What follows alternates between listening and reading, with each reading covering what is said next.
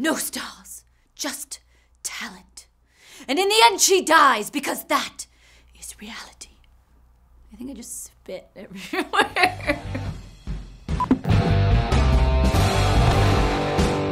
Okay, I know I say this a lot, but this actually is one of my all-time favorite movies. Because it's about movies, and it's creepy, dark, and twisted. All things that I love. Oh, really?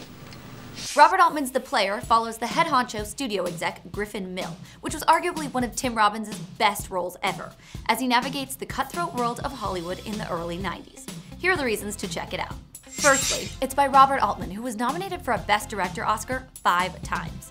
As a director, writer, and producer, Altman charted new filmmaking territory and brought his own satirical twist to almost every genre.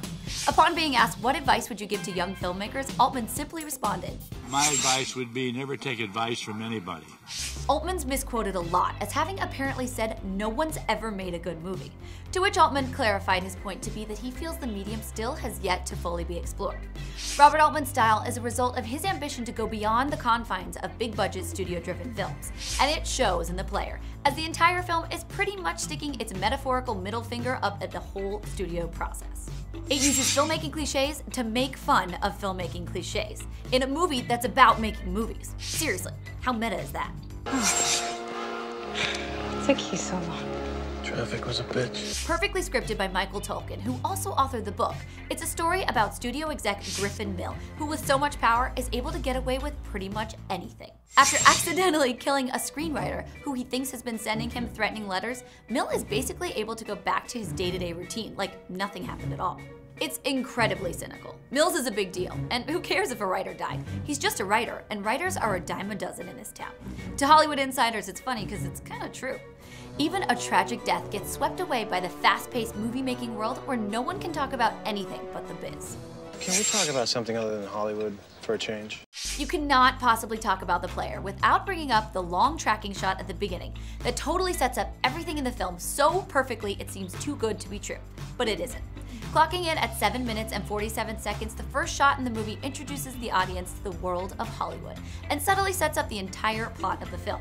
It's so self-aware that the shot itself even has dialogue referencing the 6.5-minute opening of Touch of Evil. The opening shot of Wells' Touch of Evil was 6.5 minutes long. 6.5 minutes, Walter? 3 or 4 anyway. He set up the whole picture with that one tracking shot. Do we think it's a coincidence that Altman beat that shot by a minute? That self-aware snark finds its way into the entirety of the film. Speaking of snark, there is an insane number of familiar face cameos, further driving home the point that, hey, we are watching a Hollywood movie here.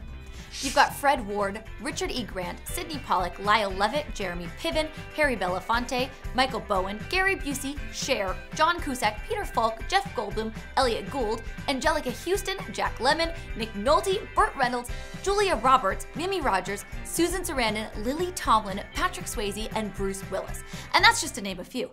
Whew, I'm out of breath. None of these cameos were actually scripted, as Altman has been known to let his actors improvise on many occasions, saying he likes to let his characters breathe so they truly feel real. That's nice. I haven't seen that before. That's good. As for the main cast, Peter Gallagher, otherwise known as Sandy Cohen from the OC, plays the villain who's trying to swoop in and steal Mills' job. And Whoopi Goldberg surprises us toward the end as the cop that's investigating the murder. And lesser-known actress Greta Scacchi plays, in my opinion, one of the coolest women depicted on screen. The Player is a movie to watch before you die, as it tells what is actually a very dark story in a way that's so lighthearted and fun that the audience, along with everyone in the film, barely even acknowledges what happens. Plus, if you're interested in the film industry, it's a great look at how it all gets made, in a tale where the bad guy wins and we don't even care. It's pretty brilliant. You're good. See, I told you, he's good. If you see The Player and love it, I'd suggest checking out Robert De Niro in What Just Happened, another movie about the seedy side of Hollywood with an interesting twist.